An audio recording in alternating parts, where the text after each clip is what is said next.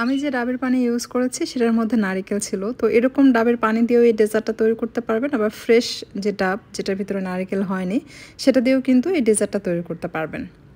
সেই সাথে নিয়েছি ফল, মানে আমি আঙ্গুর ফল নিয়েছি, কালো এবং সবুজ দুটো ইউজ করছি, দেখতে সুন্দর লাগবে প্লাস খেতেও কিন্তু অনেক ভালো লাগে। অনেক হেলদি একটা ডেজার্ট আইটেম, আপনারা ট্রাই করবেন, দেখবেন খুবই ভালো লাগবে। তো প্রথমে আঙ্গুরগুলো খুব ভালোভাবে ধুয়ে পরিষ্কার করে নিচ্ছি।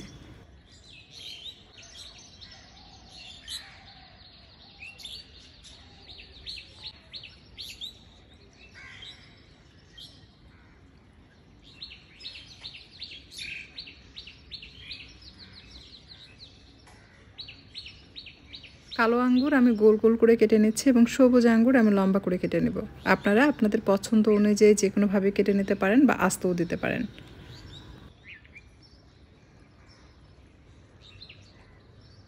আর সেই সাথে নিয়েছি আনার দানা। এখন ডেজার্ট তৈরি করছি, এর জন্য প্রথমে প্যান বসিয়ে দিয়েছি। এখন মেপে নিচ্ছি ডাবের পানি। দুটো ডাব থেকে পানি হয়েছে 2.5 কাপ। আমি সম্পূর্ণটা এখানে ইউজ করছি। কিছু কিছু ডাব এমন থাকে যে একটা ডাবে কিন্তু 2 কাপের মতো পানি থাকে, বাট এটাতে পানি কম ছিল, 2 ডাব মিলে 2.5 কাপ পানি হয়েছে। চিনি দিয়ে দিলাম 1 টেবিল চামচ। অ্যাকচুয়ালি ডাব কতটা মিষ্টি সেটার উপর ডিপেন্ড করে আপনাকে চিনি দিতে হবে। সেই সাথে লাগবে আগার আগার পাউডার। আমি এখানে আগার আগার পাউডার দিয়ে দিচ্ছি 2 চা চামচ, অর্থাৎ 2.5 কাপ পানির জন্য আমি আগার আগার 2 চা চামচ ইউজ করেছি। আপনারা চাইলে এখানে চায়না গ্লাস ইউজ করতে পারেন, তবে জেলাটিনটা ইউজ করবে না। বাংলাদেশের যে জেলাটিনটা পাওয়া যায় সেটা কিন্তু চিনির মতো বড় বড় দানা, এবং সেটা দিয়ে যদি আপনারা এই আগার আগার পুডিং বা যেটাকে বলে ডাবের পুডিং বা মিক্স ফ্রুট ডেজার্ট যেটাই বলেন, এটা যদি তৈরি করেন তাহলে কিন্তু খেতে একদমই ভালো লাগবে না, টেস্টটা খুবই বাজে আসে। তাই আমি কখনোই জেলাটিনটা ইউজ করি না। অনেকেই রিকোয়েস্ট করেন যে আপু জেলাটিন দিয়ে তৈরি করে দেখাবেন। অ্যাকচুয়ালি যেটা তৈরি করে খাওয়া যাবে না সেটা তৈরি করে আমি আপনাদেরকে কী দেখাবো বলেন। যদিও আমরা জানি জেলাটিন, চায়না গ্রাস এবং আগার আগার এই 3টা জিনিসের কাজ একই, যে কোনো তরল পদার্থকে জমাতে হেল্প করে। কিন্তু তার মানে এই না যে আপনি সব কিছু দিয়ে তৈরি করলে সবটাই মজা হবে। শুধু চায়না গ্রাস এবং আগার আগার দিয়ে তৈরি করলে এটার টেস্টটা ভালো আসবে, বাট আপনি যদি এটা জেলাটিন দিয়ে তৈরি করেন খেতে কখনোই ভালো লাগবে না। খুব ভালোভাবে বলক আসার পর এটাকে নামিয়ে আমি সার্ভিং ডিশে নিয়ে নিচ্ছি, মানে যে ডিশে আমি এটা সেট করবো সেটা দিয়ে। এটা কাচের বাটি নিয়েছি, আপনারা চাইলে প্লাস্টিকের বা স্টিলের যে কোনো কিছুতেই কিন্তু এটা সেট করতে পারবেন। অনেক সুন্দর সুন্দর ডিজাইনের মোল্ড পাওয়া যায়, সেগুলোতেও সেট করতে পারেন।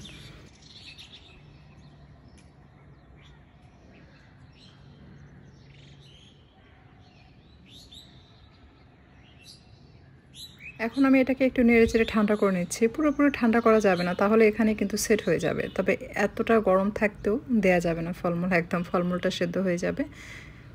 কিছুটা ঠান্ডা হওয়ার পর আমি দিয়ে দিচ্ছি আঙ্গুর, সবুজ আঙ্গুর, কালো আঙ্গুর এবং আনারদানা দিয়ে এটাকে নাড়াচাড়া করা যাবে না, জাস্ট এভাবেই রেখে দিবেন ফ্যানের নিচে।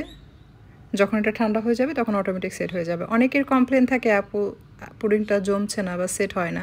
সেক্ষেত্রে দুটো কারণ থাকতে পারে। একটা হচ্ছে যে এটার ডেট এক্সপায়ার হয়ে গেছে, অথবা আপনি নিয়ে এসে একবার ব্যবহার করেছেন, তারপর দীর্ঘ সময় বাসায় ছিল সেটা ইউজ করেছেন, অথবা ভালো কোনো কোম্পানির আগার আগার ইউজ করেননি, যেন তেন পাউডার ইউজ করেছেন, যেটার জন্য আপনার আগার আগার পুডিংটা জমছে না। তো আমি এখানে কিন্তু প্রভাতের আগার আগারটা ইউজ করেছি। আপনারা যদি এই কোম্পানির আগার আগারটা ইউজ করেন বা অর্গানিকেরটা, দেখবেন একদম পারফেক্টভাবে পুডিংগুলো জমবে এবং খেতেও কিন্তু অনেক মজার হয়। শুধু বানালেই তো হবে না, খেতেও তো মজা হতে হবে, তাই না? এমন সুন্দর হেলদি একটা ডেজার্ট, এটা কি দেখতে সুন্দর, তাই এটা খেতেও অনেক মজার। ট্রাই করবেন, ভালো লাগলে লাইক, কমেন্ট, শেয়ার করবেন। এই পুডিংটা কিন্তু রুম টেম্পারেচারেও সেট করা যায়, আবার চাইলে নর্মাল ফ্রিজে রেখেও সেট করা যায়। আপনারা চাইলে এটাকে ঠান্ডা করে তারপর পরিবেশন করতে পারেন, কারণ এই গরমের দিন ঠান্ডা ডেজার্ট খেতে অসম্ভব ভালো লাগে।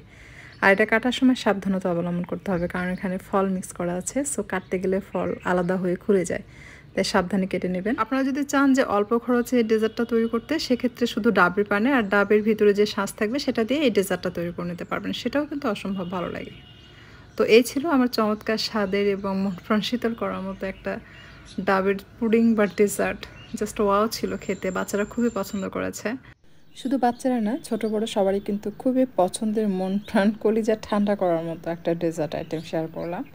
আশা করছি আজকের রেসিপি আপনাদের কাছে ভালো লেগেছে। রেসিপি ভালো লাগলে লাইক, কমেন্ট, শেয়ার করবেন। আর এরকম সহজ আর মজার মজার ইউনিক সব রেসিপি পেতে চ্যানেলটি সাবস্ক্রাইব করে নিয়মিত চ্যানেলের সাথেই থাকবেন। আর কথা বাড়াচ্ছি না, আজকের মতো এ পর্যন্ত বিদায় নিচ্ছি। ভালো থাকবেন সবাই, আল্লাহ হাফেজ।